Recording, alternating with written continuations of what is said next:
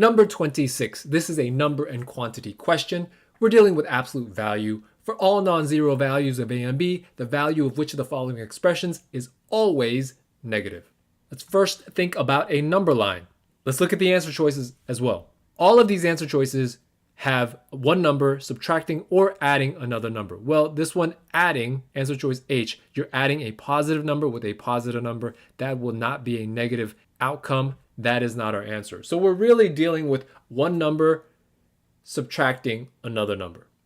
When will that always give you a negative number? Well, let's think about it. If we have a number that's positive, like 5, if we subtract another number, for that to be negative, it has to be another number bigger than 5. So let's say this is 8. 5 minus 8 is negative 3. If we chose 3, 5 minus 3, that would be 2.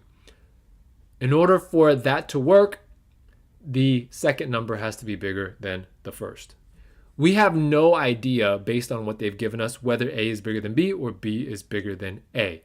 There's no way for us to know for sure if we start on this side of the 0 that we're going to get a negative number. Let's look at the other side. Let's say this is a negative 5. How do we stay negative? Well, anything that is positive will give you a negative answer choice. For instance, if this is 1, negative 5 minus 1 is negative 6.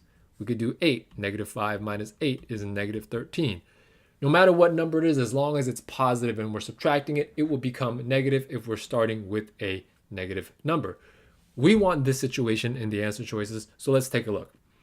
A minus B, negative A minus B. Again, we don't know whether this A is a negative number or a positive number.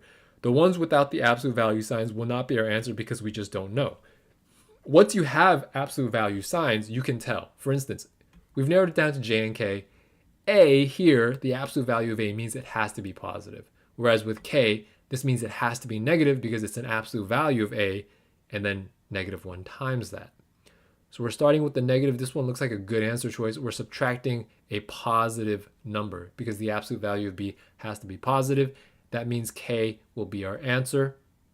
Notice also that this was the last answer choice. The ACT likes to do this whenever there is a question where you have to do process of elimination, meaning you have to check each and every answer choice. They like to put the right answer at the end. So when you get a question like this, it might be a good idea to start at the bottom. Number 27, this is a geometry question. We're dealing with circles and parabolas.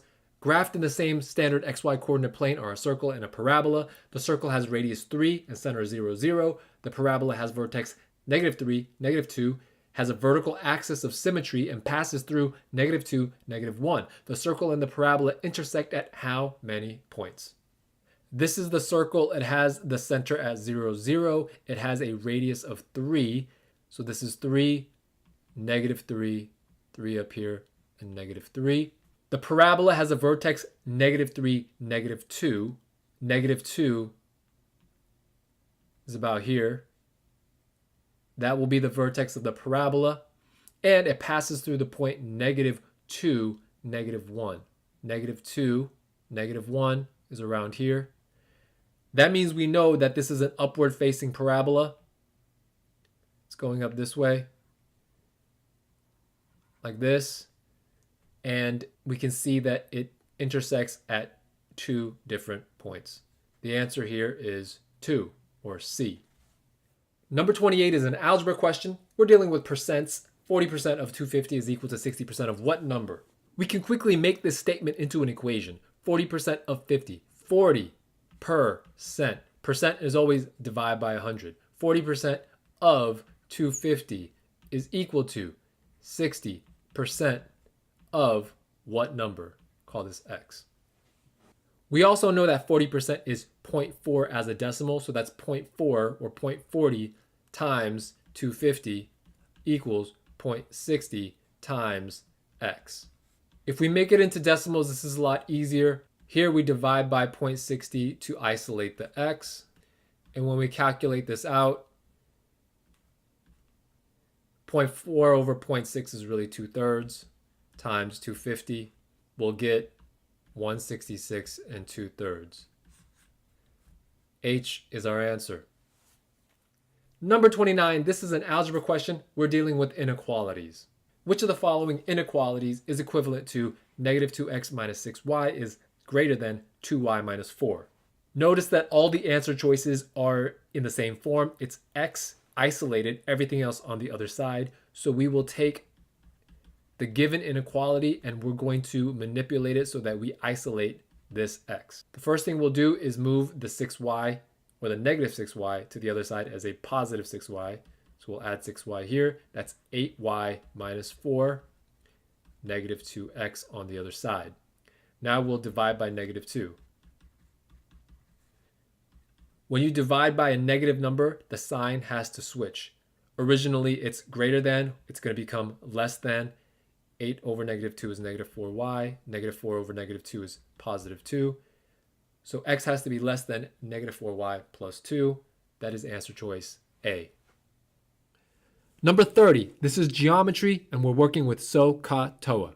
For an angle with measures A in a right triangle, sine A is 40 over 41 and tangent A is 40 over 9. What is the value of cosine A? We want to draw this out. They tell us that this is a right triangle. It has an angle with the measure A. Now that A I could have put there, I could have also put here. It really doesn't matter. I just chose to put it in the bottom right-hand corner. And they're telling us that the sine of A is 40 over 41. We're using SOHCAHTOA. This means that the sine of something, in this case sine of A, is going to be opposite over hypotenuse. Cosine is adjacent over hypotenuse. And tangent is opposite over adjacent. We'll be dealing with all three of these. First, they tell us that sine A is 40 over 41. That's the opposite over hypotenuse. The opposite of A is 40. The hypotenuse is 41. They also tell us that the tangent is 40 over 9. But we don't even need this. If we look at the answer choices and we know that they're asking for cosine, cosine is adjacent over hypotenuse. We don't know what adjacent is. We'll just call it x. But the cosine of A is going to be x over the hypotenuse, which is 41. How many of these answer choices have 41 in the denominator? Only this one. That will be our answer. Thanks for watching. For all the latest videos, subscribe to our YouTube channel. You can also find us at our website at justiceprep.com or like us on Facebook and Instagram.